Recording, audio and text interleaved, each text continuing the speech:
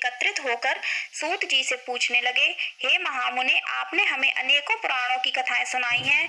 अब कृपा करके हमें ऐसा व्रत तथा उसकी कथा बताएं जिसके करने से संतान की प्राप्ति हो तथा मनुष्यों के रोग, शोक, अग्नि, सर्प, दुख आदि का भय दूर हो।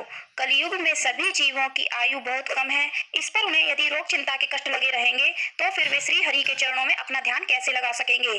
श्री सूत जी ने कहा, हे मुनियों, आपने लोक कल्याण के लिए बहुत ही उत्तम बात पूछी है। एक बार युधिष्ठिर ने भगवान श्री कृष्ण से लोक कल्याण के लिए यही प्रश्न किया था। भगवान श्री कृष्ण और युधिष्ठिर का संवाद मैं आपके सामने कहता हूँ, ध्यान देकर सुने। एक समय हस्तिनापुर की राज्यसभा में योगीराज श्री कृष्ण बैठे हुए थे।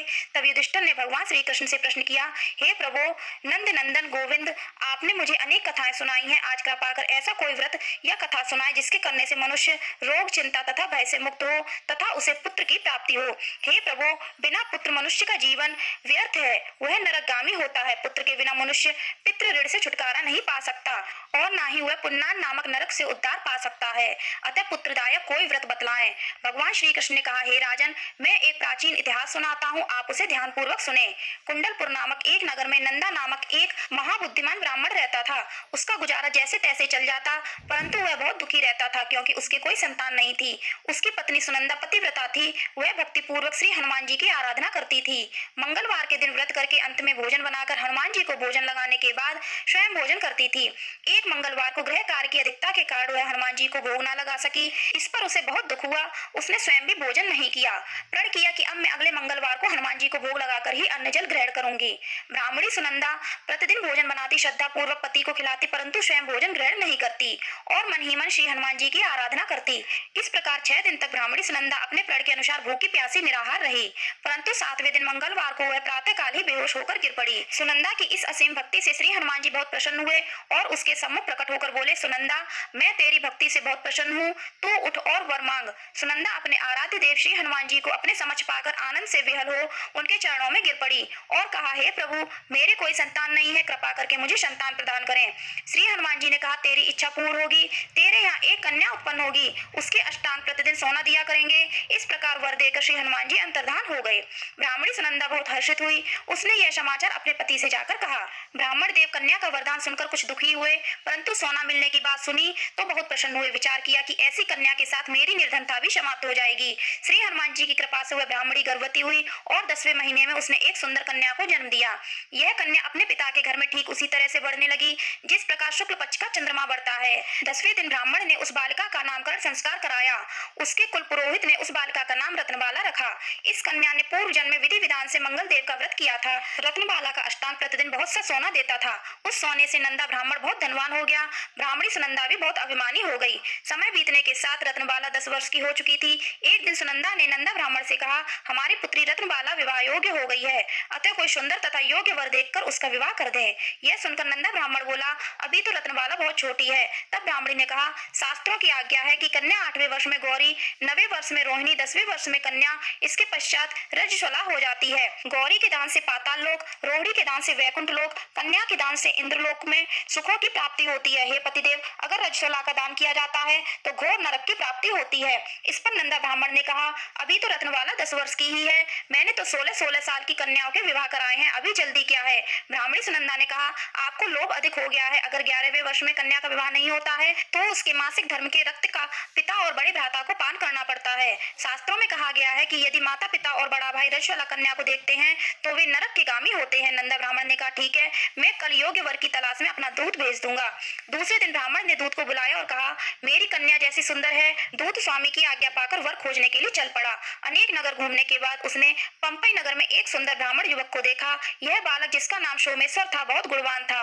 दूत ने इस सुंदर व गुणवान ब्राह्मण पुत्र के बारे में अपने स्वामी को पूर्ण विवरण दिया। ब्राह्मण नंदा को भी सोमेश्वर अच्छा लगा और फिर एक शुभ मुहूर्त में विधि पूर्वक सोमेश्वर को कन्या का दान करके ब्राह्मण ब्राह्मणी संतुष्ट हो गए। परंतु ब्राह्मण नंदा के मन में तो लोभ समाया हुआ था। उसने रत्नबाला का कन्यादान तो कर दिया, परंतु वह बहुत खिन्न था। उसने विचार किया कि रत्नबाला अब ससुराल चली जाएगी, इससे जो सोना मुझे मिलता था वह आगे नहीं मिलेगा। मेरे पास जो धन था कुछ तो उसके विवाह में खर्च हो गया और जो शेष बचा है वह भी कुछ दिन के पश्चात समाप्त हो जाएगा। मैंने इसका विवाह करके बड़ी भूल की। उसने विचार किया कि अब ऐसा कोई उपाय करूं कि रत्नबाला मेरे ही घर में बनी रहे। लोभ रूपी राक्षस ब्राह्मण नंदा के मस्तक पर छाता जा रहा था। रात भर शैया पर बेचैनी से करवटें बदलते बदलते चलते उसने एक क्रूर निर्णय लिया। उसने विचार किया जब रत्नबाला का पति सोमेश्वर उसे अपने घर वापस ले जा रहा होगा तो वह मार्ग में उसका वध करवा देगा और अपनी पुत्री को अपने घर वापस ले आएगा, जिससे नियमित रूप से उसे सोना भी मिलता रहेगा और समाज का कोई मनुष्य उसे दोष भी नहीं दे सकेगा। प्रातः काल हुआ। नंदा ब्राह्मण और उसकी पत्नी सुनंदा ने अपने जमाता तथा पुत्री को बहुत सारा धन देकर विदा किया। सोमेश्वर अपनी पत्नी रत्नबाला को लेकर अपने नगर की तरफ चल दिया। ब्राह्मण नंदा महालोभ के वशीभूत होकर पाप पुण्य का विचार भी भूल चुका था। अपने भयानक व क्रूर निर्णय को कार्य रूप देने के लिए उसने अपने दूत को मार्ग में अपनी जमाई का वध करने के लिए पहले ही भेज दिया था।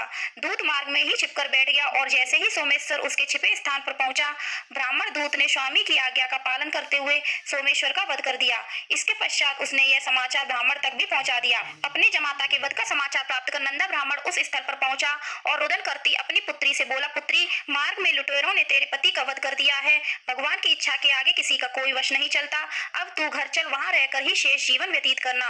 जो भाग्य में लिखा है वही होता है। अपने पति की अकाल मृत्यु से रत्नबाला बहुत दुखी हुई। करुण क्रंदन व रुदन करती हुई वह अपने पिता से बोली, हे पिताजी, इस संसार में जिस स्त्री का पति नहीं है उसका जीना व्यर्थ है। मैं अपने पति के साथ ही अपने शरीर को जला दूंगी और सती होकर अपने इस जन्म को माता पिता के नाम को तथा सास ससुर के यश को सार्थक करूंगी। ब्राह्मण नंदा अपनी पुत्री के वचनों को सुनकर अवाक रह गया। वह विचार करने लगा, मैंने व्यर्थ ही जमाता वध का पाप अपने सिर ले लिया। रत्नबाला अपने पति के साथ अपने प्राण तक देने को तैयार है। मेरा तो दोनों तरफ से मरण हो गया। धन तो अब मिलेगा नहीं, जमाई वध के पाप के फलस्वरूप यम यातना भी भुगतनी पड़ेगी। यह सब सोचकर वह बहुत दुखी हुआ। सोमेश्वर की चिता रचाई गई। रत्नबाला सती होने की इच्छा से अपने पति का सिर अपनी गोद में रखकर चिता में बैठ गई। जैसे ही सोमेश्वर की चिता में आग लगाई गई, वैसे ही प्रसन्न होकर मंगलदेव वहां प्रकट हुए और बोले, हे रत्नबाला, मैं तेरी पति भक्ति से बहुत प्रसन्न हूँ, तू वर मांग। रत्नबाला ने अपने पति का जीवन दान मांगा। मंगलदेव बोले, रत्नबाला, तेरा पति अजर अमर है, वह बड़ा विद्वान भी होगा। इसके अतिरिक्त तेरी जो इच्छा हो वह वर मांग। रत्नबाला ने कहा, हे ग्रहों के स्वामी, यदि आप मुझ पर प्रसन्न है तो मुझे यह वरदान दीजिए कि जो भी मनुष्य मंगलवार के दिन प्रातः काल लाल पुष्प लाल चंदन से पूजा करके आपका स्मरण करे, उसे रोग व्याधि ना हो, स्वजनों से कभी वियोग ना हो, सर्प अग्नि तथा शत्रुओं का भय ना रहे। जो स्त्री मंगलवार का व्रत करे वह कभी विधवा ना हो। मंगलदेव तथास्तु कहकर अंतर्धान हो गए। मंगलदेव की कृपा से सोमेश्वर जीवित हो उठा। रत्नबाला अपने पति को पुनः प्राप्त कर बहुत प्रसन्न हुई। सोमेश्वर अपनी पत्नी को लेकर अपने नगर को चला गया। इसके बाद से दोनों पति पत्नी मंगलदेव का व्रत प्रत्येक मंगलवार को करने लगे और मंगलदेव की कृपा से इस लोक का सुख ऐश्वर्य भोग कर अंत में स्वर्ग लोक को गए। तो फ्रेंड्स, ये थी हमारी छोटी सी कथा। आपको कैसी लगी कमेंट करके जरूर बताइएगा। पसंद आई हो तो लाइक करना और ज्यादा से ज्यादा शेयर करना और कमेंट में जय बजरंगबली, जय हनुमान, जय मंगलदेव अवश्य लिखना। धन्यवाद।